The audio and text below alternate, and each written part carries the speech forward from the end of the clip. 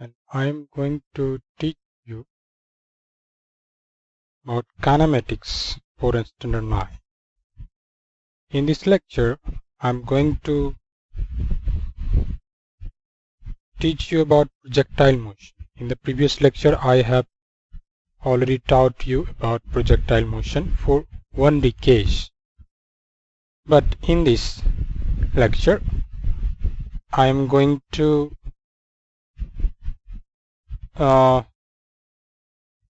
deal about projectile motion of 2D case, means two-dimensional. What do you mean by two-dimensional motion or two-dimensional projectile motion? It is simply that the motion which involves two kind of direction, two ways of direction or two ways of measurement. Means at the same time x-axis as well as y-axis both are involved. It also means that if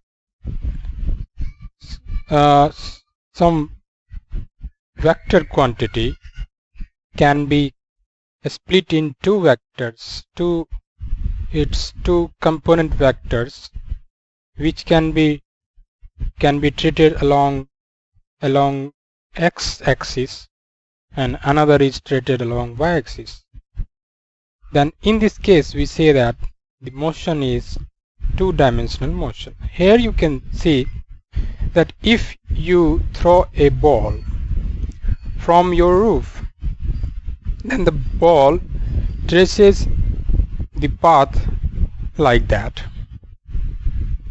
like a curved path.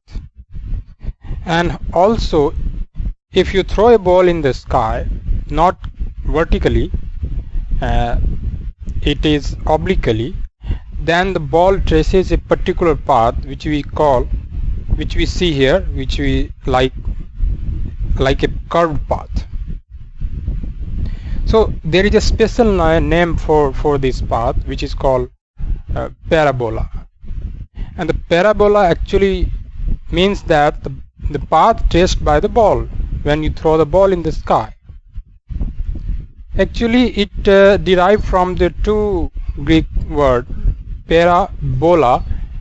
Bola means ball or an object which you throw in the sky, and the para means the path. So the ball, when you throw the ball, it traces a path. This path is known as parabola. Have you got my point? So this path is parabola. So why we call this parabolic path is two-dimensional?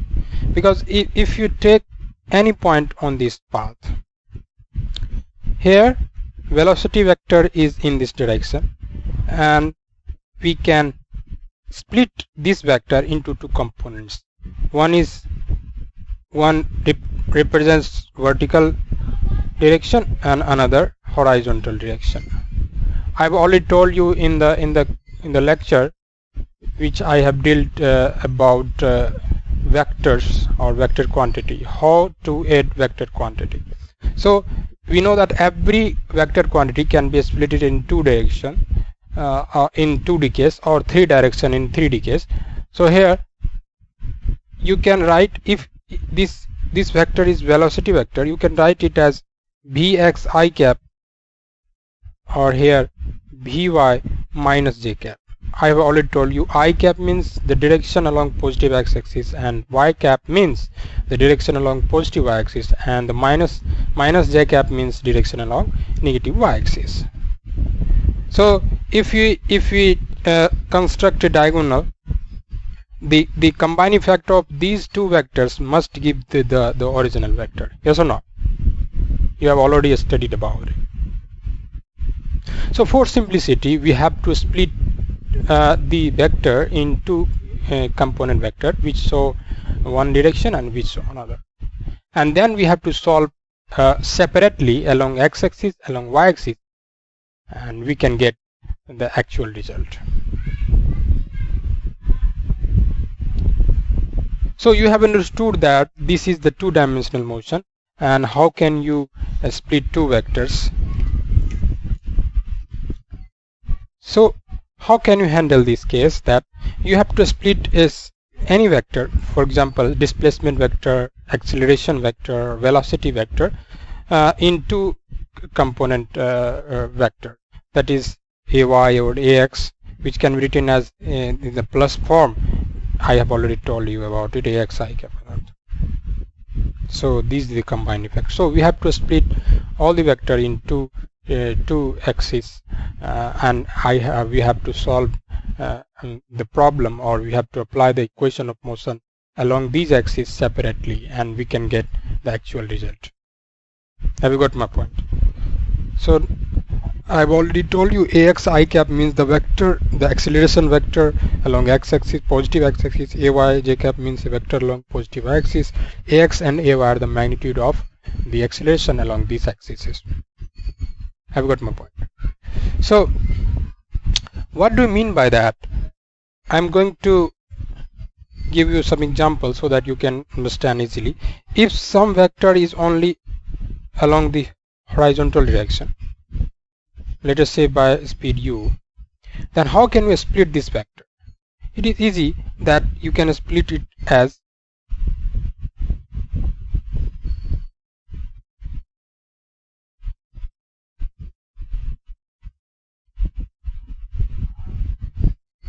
so it must be u and it must be 0. Its magnitude must be u and 0. So you can write this vector as u I cap plus 0 j cap. Have you got my point? If a vector is along a particular axis, it is not along along the particular axis, or it is obliquely oriented, then we can split into a direction. But if it is oriented in the single direction, you can write it as u I cap plus 0 j cap. Similarly, if the acceleration is only towards the earth, this means we can write this vector as a vector is equal to a minus j cap plus 0 I cap. Can you get my point? So every vector, whether it is in particular direction or whether it is in obliquely direction, we can split it in two direction, as I have already told you. Have you got my point? So for solving the problem in the projectile motion for 2D case, we have to split each vector into two component vector. Since the direction is fixed, so you have to only focus on plus and minus sign only. We don't have to think about complicated case, or we don't have to add I cap, j cap, or k cap in your class. You will study about this in 11th class, so you don't have to bother about. You just have to put minus or plus sign on it. Have you got my point? So let us see here. If I say acceleration vector, so how can you handle acceleration vector in projectile motion? We already know that acceleration is always towards the earth. That means it is always oriented towards the earth, means vertically down. That means along x-axis you can write ax is equal to 0. That means along x-axis acceleration is 0 because it is oriented only in the particular axis. Or if you want to say along y-axis, that means its acceleration is a. Yes, you can write minus a because direction is downward. But you know about the how can you handle direction. In the previous lecture I have already told you, if the speed is increasing in the direction of motion, you have to take a positive, and if the speed is slows down, then you have to take a as negative. Have you got my point? So you can write this and you have to solve separately along x-axis, along y-axis. You can get the result. Now in the case of displacement vector, how can I handle this? So if you throw the ball from the ground, then it attains a maximum height, then it decreases its heights and ultimately strikes the ground. Have you got my point? If you throw a ball attain a maximum height and then come back to the ground, to the another place and hit at it. So so if we consider top, that means here this is the vertical direction, yes or not? And during this the cover the vertical direction displacement, it also cover the horizontal displacement at the same time. Means for the same time it also covers the horizontal displacement as well as vertical displacement. Have you got my point? For example, if I take this point, so time is same for this displacement also and this displacement also, because it covers simultaneously both the displacement at the same time. Have you got my point? So time for this displacement is same and time for this displacement is also same. Have you got my point? So along x-axis, let's say it is A and it is B for the top point, it covers AB, displacement Sx is equal to AB. And along y-axis, its displacement is total height, that is displacement along y-axis. Have you got my point? So in this way I have splitted the vector in two direction and we can solve it separately. Now for the velocity we can do the same thing here also. So here at the initial point, if you throw the ball with velocity u, so how can you split it? Let's say we can split if angle is known. Let's say angle is 30 degree. Now we can split in two direction as 30 degree. So you already know that this component must be u cos 30 and this component must be u sin 30. Means this is also u sin 30.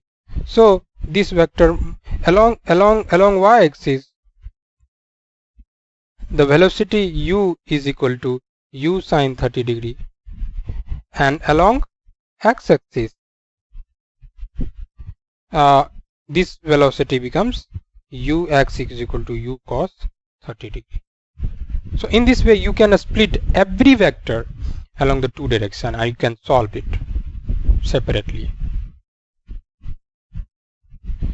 So now I am giving you some problem to solve by yourself.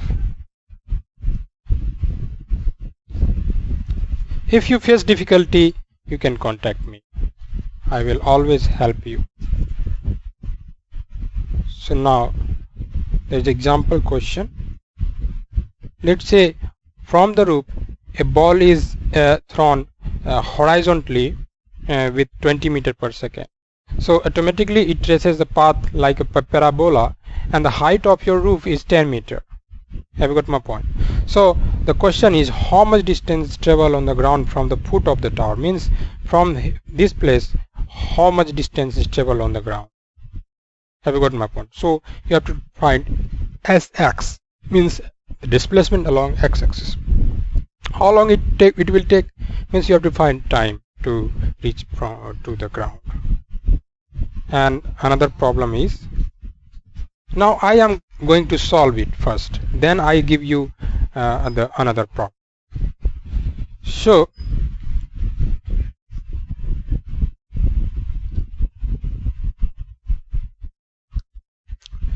now how can you solve it? So in this case you have to split all the vectors along x-axis and along y-axis. So a ball is thrown horizontally. It means ux or you directly you can write u is equal to, because I have written here along x-axis, so I can write 2 meter per second. And along the x-axis, what is the acceleration? Acceleration never be along the x-axis, because we know that acceleration always towards the earth, center of the earth. So it is always along the vertical direction, not horizontal. So you can say rather 0 meter per second square. Now you have to find sx, yes or not? So it is what? Now along y-axis, what are the data given here? Along y-axis you can write uy is equal to 0, because the velocity is only on the horizontal direction, and ax is somewhat 10 meter per second. Have you got my point? And also one point is also given, sorry, sy is equal to height, means 10 meter. So here 3 data is given, but here 2 data is given. So first try to find another data from this situation, not this, because here 3 data is given. Have you got my point? So now you can find what time you can find. So I have already told you that time taken for both the cases is same, whether it covers displacement along the horizontal direction or along the vertical direction. Time is same because it is a 2D motion, and it covers for the same time it covers vertical as well as horizontal magnitude. Have you got my point? So you can find out the time. So how can you find time? Is must be equal to what? Ut plus half at square, means s is equal to, applying the equation of motion, ut plus half at. This means 10. Here you have to take a as positive. Why? Because in the downward in the motion, because motion is in the downward direction and the speed is increases in the downward direction, so you have to take a as positive. I already told you that how you take positive a or negative a. So here a is positive, so s is equal to 10 as given in the data, and u is equal to 0 into t plus half. A is here plus 10 and t square. It means 2 5. It means t square is equal to 10 by 5 means 2, and t equal to plus minus root 2 means you can neglect minus root 2 because time never be negative. That's why t is equal to root 2 second. So I have found out that the time to reach the ground is root 2 second. Have you got my point? So you can put this time in this situation and you can get the answer. So now I have time root 2 second. So how can you find s? By equation of motion you can find out. So s is equal to ut plus half at. That means s is equal to u20 into root 2 plus half 0 into root 2 square. It becomes 0. That means 20 root 2 meter. This is our answer. Have got my. So this is so easy. You have to split all the data, all the quantities along 2 directions, and you have to solve separately. Remember the time is same. Have you got my point? Now I am giving you some problem so that you can be skillful in this case.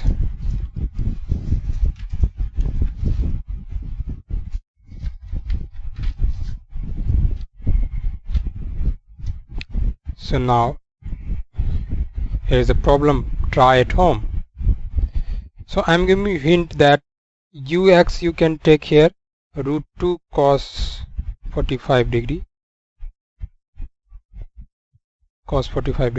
and uy you can take root 2 sine 45 degree. Sine 45 degree is 1 by root 2.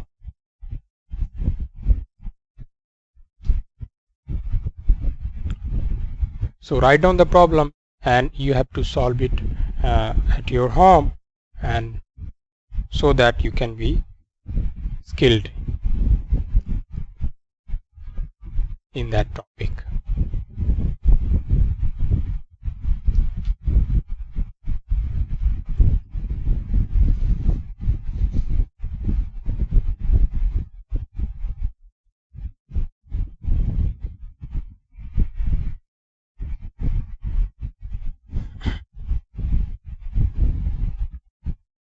Thank you for watching.